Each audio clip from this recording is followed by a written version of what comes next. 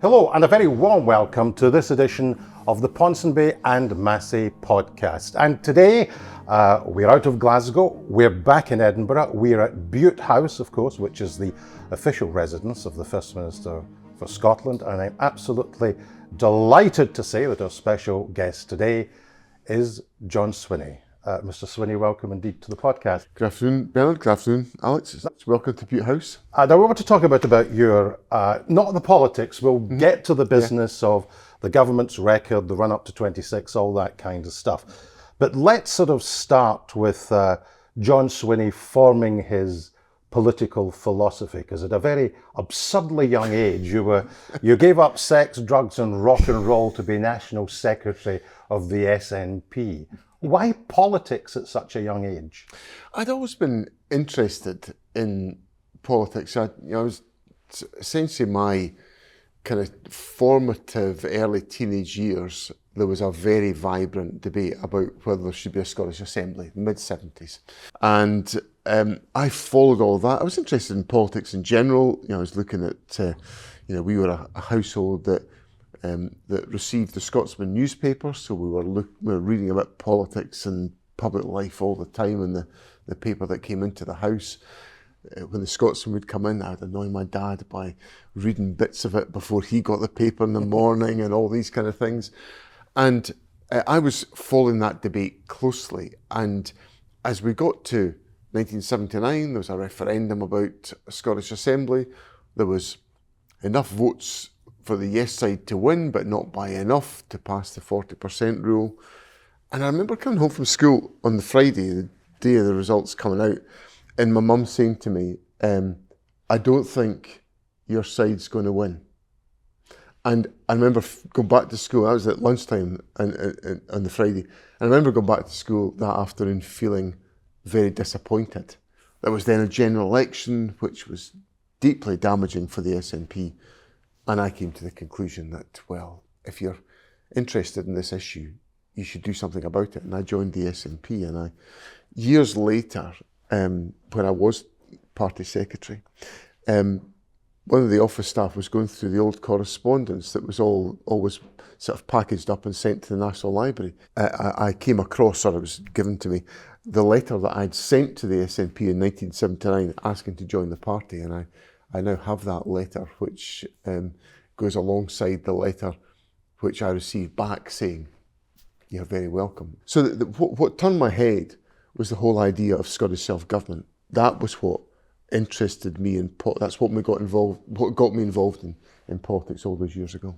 I mean, you were, 15 then, I think. Yeah, I mean, it's a common feature, actually, of people who've been in senior positions in the SNP, that they have tended to join the party at a very, very young age, often as teenagers. Alex Salmond was a little older. He didn't become a Nat until he was an undergraduate at St Andrews. But you mentioned there that your mother had said, I think your team is going to lose. So that obviously suggests a slight difference of political opinion within the Swinney household at the time. But could you tell us a bit about your parents? And so on? Were they politically involved or engaged? They weren't politically involved at all.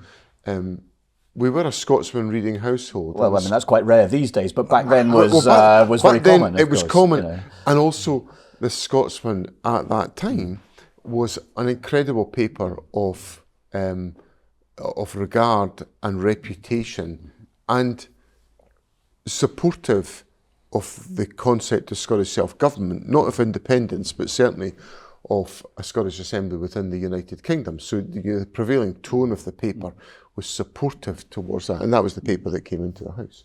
So neither of my parents were politically involved. I was very conscious of my mother's real adamant determination that we had to take our education seriously. So in terms of political issues and ideas, education was very much something that motivated my mum. Now, what that was about was the fact that in her, she left school when she was 14. She was Ducks at Boroughmuir Secondary School in her year, but she had to leave school at 14 because the household needed money. It was as blunt as that. She was an incredibly gifted woman, but I always felt, there was a she went back to education later in her life, but I felt there was a real sense of loss for her that she hadn't been able to fulfill her educational potential. So she was absolutely determined her two sons were going to fulfill their educational potential. So that was something.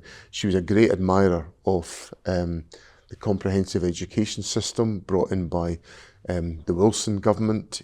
So she had a high regard for, I remember having a high regard for Harold Wilson, and his memoirs sat on our bookshelf in the house at home. So that, in a sense, so how I would identify any politics that came to me was perhaps through my mum, and it was very much a view about the importance of education and fulfilling your potential. Let's tease out where you perhaps might have stood ideologically, because I can imagine you following all of these debates from the 74 to 79 government, and of course the original Scotland and Wales bill fell in a guillotine motion, and then they brought forward the Scotland bill, then that goes to the referendum, then there's George Cunningham's 40% rule. It's interesting that you clearly are very, very focused on the issue of Scottish self-government. That, in a sense, is what acts as the catalyst to get you involved. Now, back in the day, within the SNP, the party of Donny Stewart and Gordon Wilson and Winnie Ewing and Billy Wolfe, the party was very, very canny about identifying itself with the political left or the political right. In fact, I can remember Margot MacDonald in these days doing television interviews when she was asked, are you a person of the left? She would say, the SNP is a radical party that stands for Scotland. Full stop, exclamation mark. No way we are going to enter into anything which is remotely ideological. So we know that the young John Swinney takes the self-government stuff really seriously because it's what's drawn you in. But would you have identified yourself back then as a person of the left or as a person of the centre or as a person of the centre-right?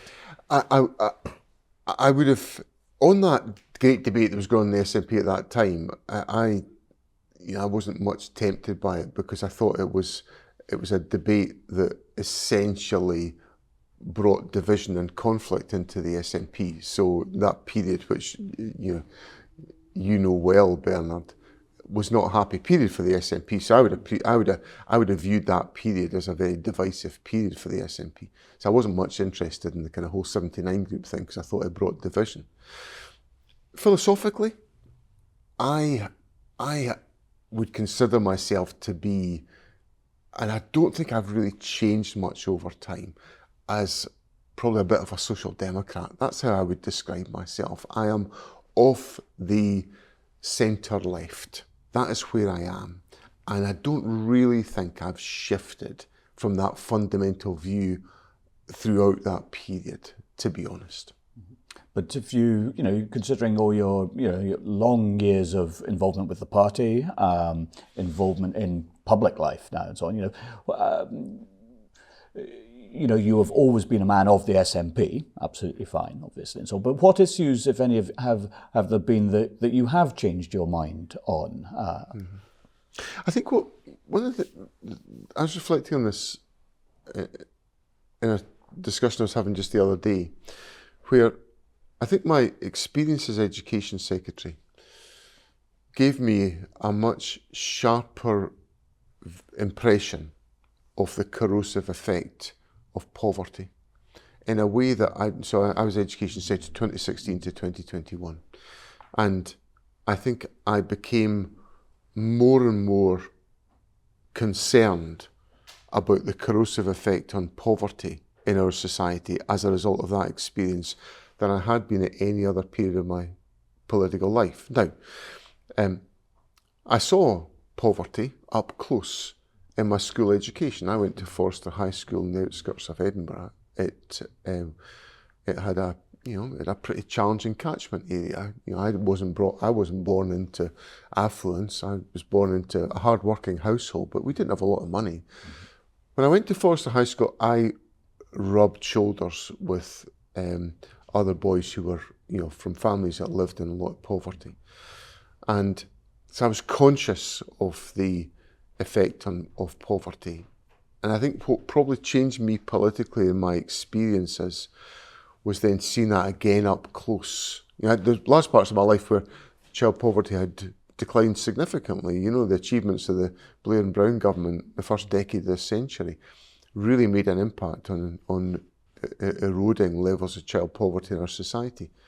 But I was reminded of it. And I suppose probably that experience of seeing it as a school pupil, seeing it up close with classmates, and then being reminded of it decades later when I was Education Secretary, has sharpened my view, which is why, in what I'm now doing as First Minister, I'm so focused on trying to eradicate child poverty, because I see it as such a damaging feature of our society, which has such long-term implications for individuals and for society as a whole.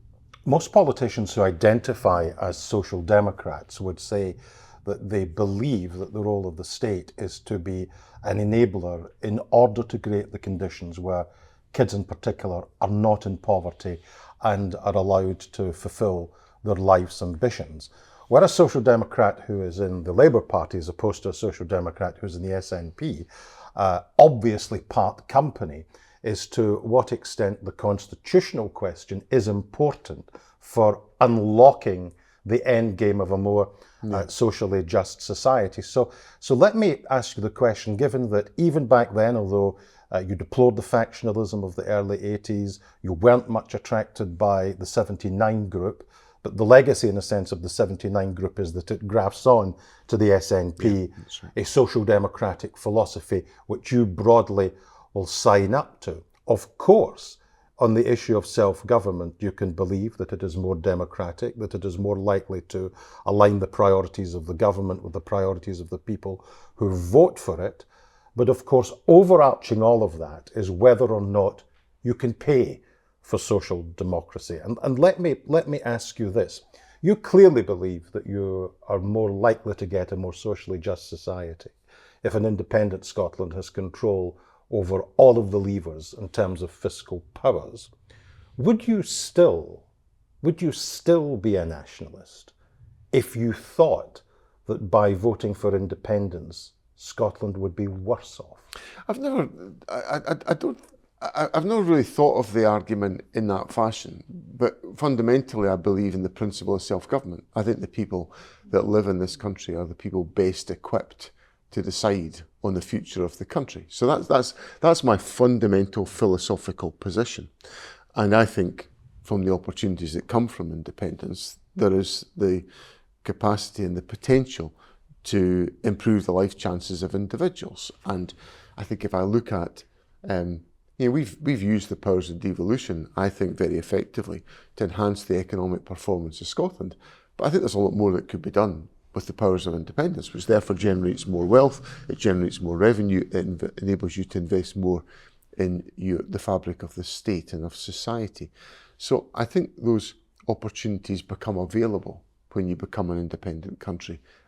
But the whole concept of independence for me it takes on a slightly greater significance, because I believe fundamentally in the principle of self-government as the underpinning part of my political philosophy. I mean, there was the late Neil McCormick who drew the distinction, didn't he, famously between what he termed utilitarian nationalists and existential nationalists, i.e. those that, in the utilitarian sense, saw independence as a means to an end, and those in the existential camp who saw it as an end in itself, effectively, regardless of what actually happens after independence. Your answer there suggests that when push comes to shove, you are actually an existential nationalist when it comes to these things. The thing about the writings of Neil McCormick is that Neil, while he would set out those possibilities, Neil was also an incredibly pragmatic individual who would recognise that people never neatly fit into either of those two categories. So I suspect Neil, in having listened to him and having Neil was one of my mentors in life. I learnt so much from listening to Neil. He would navigate an incredibly elegant intellectual argument to demonstrate that you could, in a sense, have a foot in both camps, and that was reflected in the outlook of the SNP. One of the points you made a second ago, Bernard, which I think it is important that I acknowledge, is that you essentially said that while I might not have liked the 79 Group agenda, it's essentially the agenda that has come to rather shape the social and economic outlook of the SNP to a large not entirely, but it's a legacy. It's created the foundations of that, and I would accept that. But I think that's a very fair analysis. That although it was a divisive route, it was an agenda that the party essentially embraced and has underpinned its thinking for the best part of 30 years. Mm-hmm. Yeah, but I speak to a lot of people, obviously, as we all do, and so on, but I speak to a lot of people who voted no in 2014 in the independence referendum and so on. But plenty of those people will concede that, as an intellectual exercise, that there are circumstances in which they could see themselves supporting independence. But it is much rarer, I would suggest, to find people within the SNP and so on who will say that there are ever circumstances in which they could conclude that independence wasn't the best thing for Scotland. Would that be an accurate way of describing your views? Yeah, I'm very much in that camp. Yes, that's me. There are no circumstances whatsoever. I just think Scotland would thrive in every respect better if we were an independent country. Okay, let's come back to sort of Swinney the man and the politician, because we've had a good run there in the sense that the development of the SNP in terms of what Alex Salmond used to refer to as owning up to an ideology. This is not as left field as it perhaps is going to come across. I think you're a church elder. No, I'm not. Oh, you're not a church elder, but you never have been. You identify as a Christian. I do, yes. Right, because it strikes me that, and this is very much when I was watching from a distance the leadership contest between Humza Yousaf and Kate Forbes. I got sort of slightly perturbed at a couple of points because social liberalism has made, we're old enough, both of us are old enough to remember when probably a majority of people in Scotland on a Sunday had some form of religious observance in terms of going to church. And in a sense, during the course of our lifetime, we've now moved from that to being a secular society, a predominantly secular society. And one of the things that the sort of social liberal revolution has done is, I think, for a lot of our citizens, made them more comfortable in their own skin. That's certainly, I think, the case with gay people. It is certainly the case with women. But during the course of that, Kate Forbes, who is an individual of faith, has every right to that faith. And I always understood that the liberal position was not only to endow citizens with rights as a means of civilizing society. The whole point of liberalism is to respect difference, to respect points of view that are different. And I was perturbed to the extent to which, during the course of that election, people were reporting people of faith, almost as if they were some sort of cranks. And let me ask you, therefore, as somebody of faith, do you worry that in secular Scotland we're becoming far too narrow and that it is not a comfortable place for people of faith to operate? Well, I am a person of faith, and I feel at ease with myself in following my faith and reflecting my faith in what I do. I don't talk an awful lot about my faith because I don't particularly feel I need to or want to. It's part of who I am. It's part of, people look at how I conduct myself, what I do, what I believe to be important. I would hope they would see a reflection of the foundations of my faith and how I act, which is bluntly how, in my view, it should be. I think it's really important that we respect people's own identity and their choices, that we don't diminish those. So therefore, I believe in, as a society, we've got to be tolerant, respectful of the fact that some people will choose to live their lives one way, and other people will choose their lives to live their lives another way, and we should just let people get on with living their lives. But I mean, one of the things that Bud alluded to there and so on, I mean, it is one of the great transformation in Scotland in the last half century and in our lifetimes has, I think, been the secularisation of society. If you go back, it is the decline, most particularly of the Church of Scotland, which was once the great cultural and moral and political embodiment of a sense of Scotland in many respects. Obviously, that didn't cover everyone or all people in Scotland or all types of Scottishness, but it was the dominant strain for an awfully long time, and the Kirk was the most important institution in Scotland for centuries. Its decline has gone hand in hand with the development of a distinct Scottish political consciousness, which often, not always, but often these days finds its articulation, if you like, through support for the SNP. I wonder, do you think these two things are connected in any way? And if so, how and why?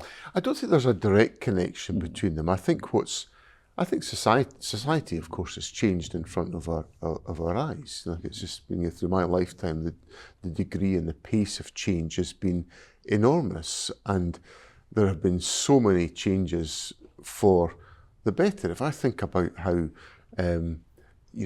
people who are gay were viewed and treated when I was a schoolboy to where we are today, I think thank God we are where we are today compared to where we were then.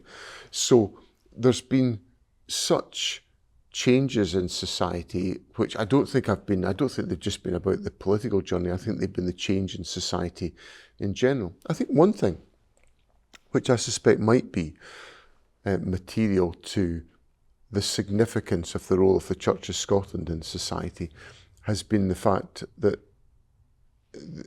for a large period of time before the establishment of the Scottish Parliament in 1999, the meeting of the General Assembly of the Church of Scotland was often viewed as the closest thing Scotland came to, a parliamentary assembly of some sort, which could actually consider some of the great issues of the day. And of course, there were some absolutely incredibly seminal moments in the General Assembly. You would have, the contributions from people like Lord MacLeod of Funerary, who was a passionate believer in opposition to nuclear weapons in their possession, and Lord MacLeod would command the General Assembly on that question, speaking with power and authority.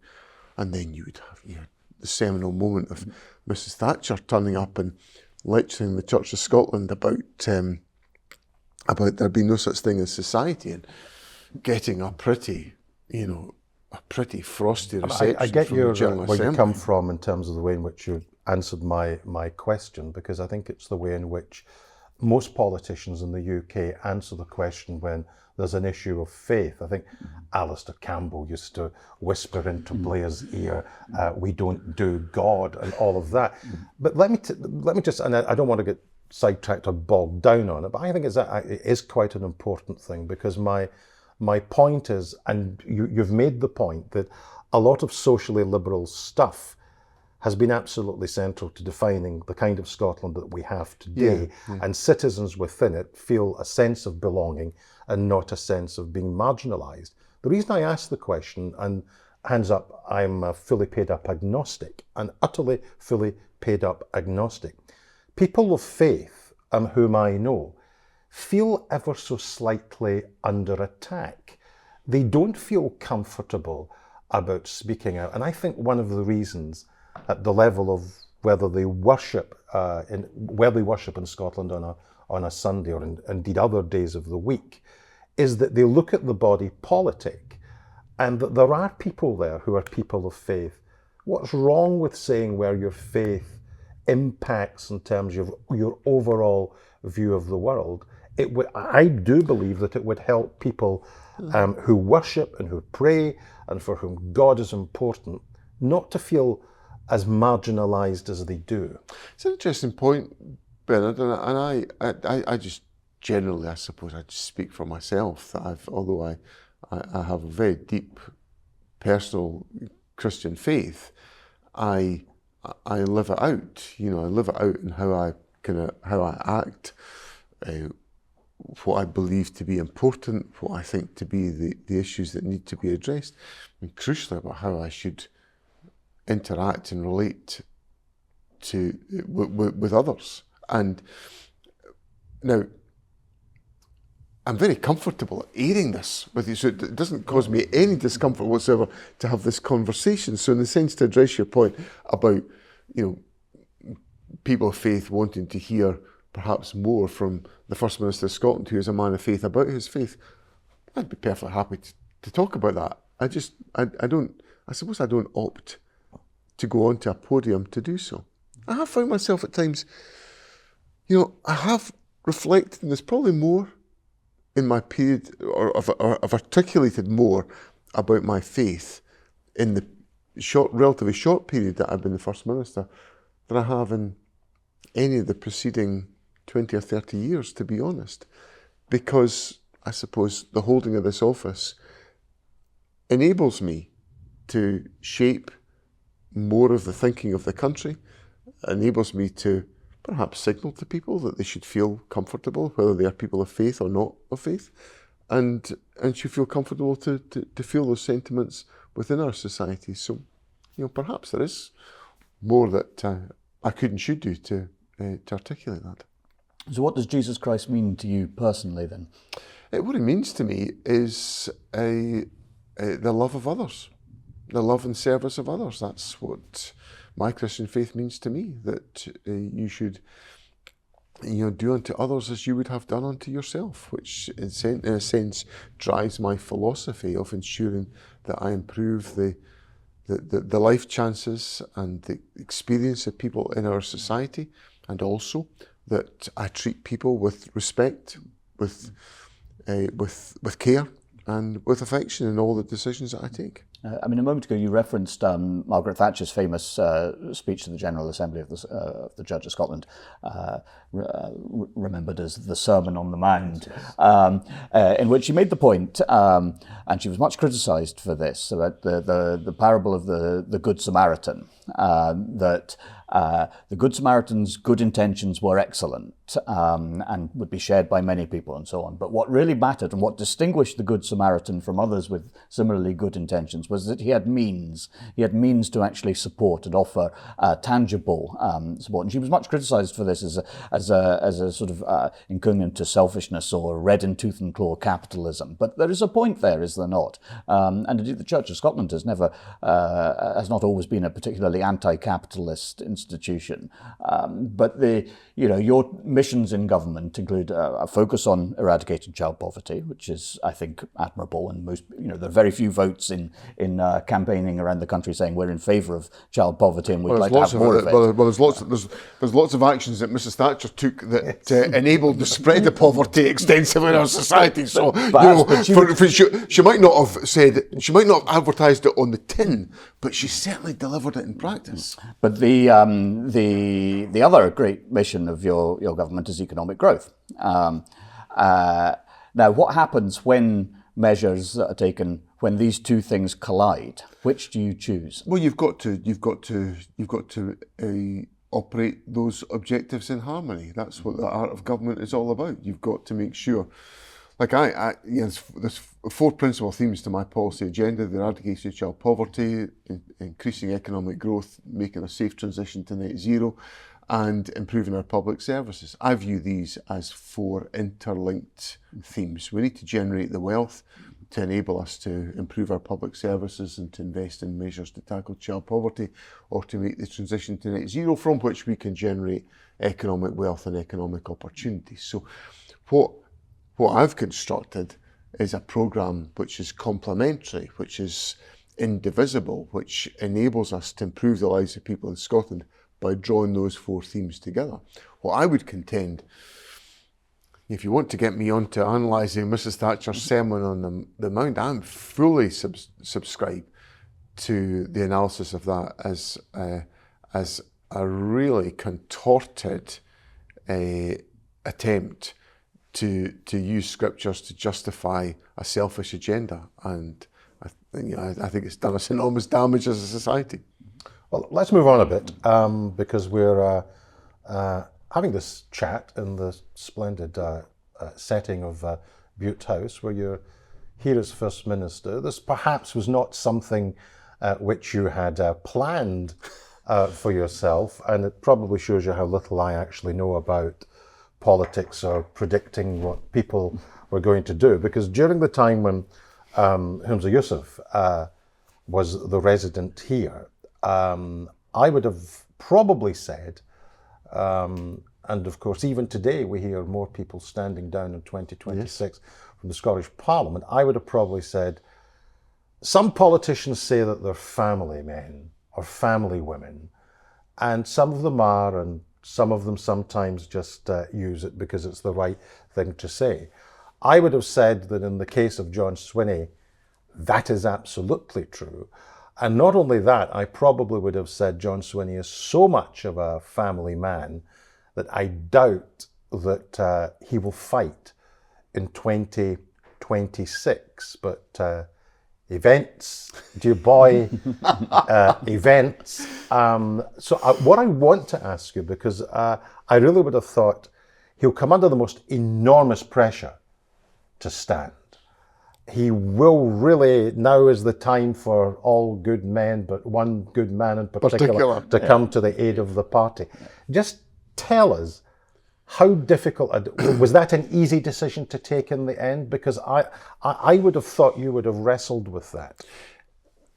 In answer to your hard question, was it an easy decision? It's a bit of yes and no, but I'll talk through it. I stood down in March 2023 as Deputy First Minister after 16 years in senior office, and I did so very happily. I did so without any doubt in my mind. I thought, you've done your bit, you've asked a lot of your family, you know my circumstances. My wife has multiple sclerosis, she's an incredibly tenacious and strong individual, but you know, MS throws up its difficulties for her, and it would kind of make life a bit easier if I was around a bit more to just make things happen. And just in all the routine logistical things of life, it would just make it easier. So I stood down thinking, well, that's the opportunity now. And I went through a year of relative restfulness, is what I would call it. I'm now elegantly calling it my sabbatical year. Although none of it was planned as a sabbatical year. And so I had a bit more time to just take things at a slightly calmer pace, because it's intense when you're in government all the time. And then we got to the moment of the Bute House agreement collapsing and Humza Yousaf resigning. And when I heard the news, I was phoned by a colleague to be told it was coming, and they very kindly said to me on the phone, and you'll need to think about what you're doing.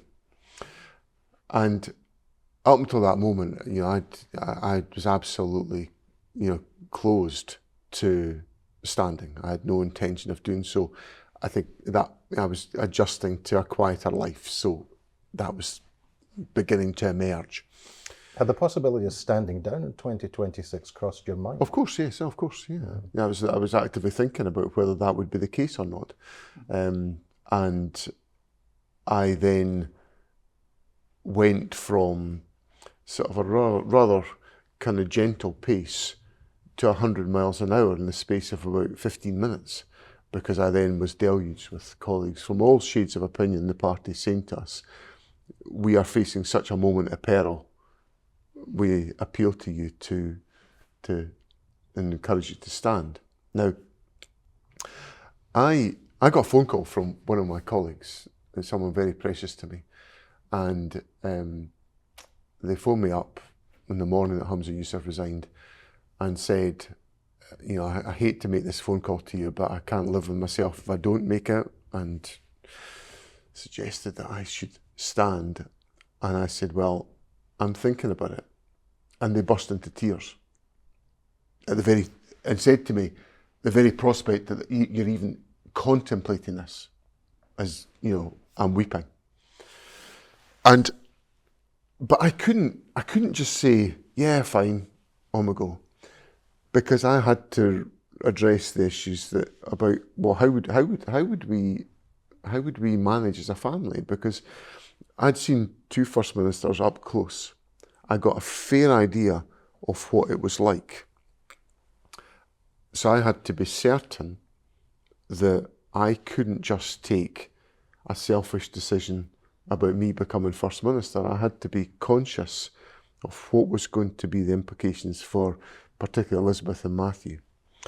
And I was in London when all this happened. I was in London delivering a speech at a conference, so I wasn't able to speak properly with Elizabeth. And when I got home about midnight, normally when I'd get home late, Elizabeth would be well asleep. So I got into bed in the pitch black, and all I hear is this voice saying, "Well," which was a kind of, a real sobering kind of comment. And we began to talk about what was involved, and came to the conclusion. It was very clear. Elizabeth's a very experienced political journalist. She can read the runes as well as you two can about where was the SNP at that particular moment, and it was in a very, very difficult position. So the impetus for me to stand and to try to get the show back on the road was enormous.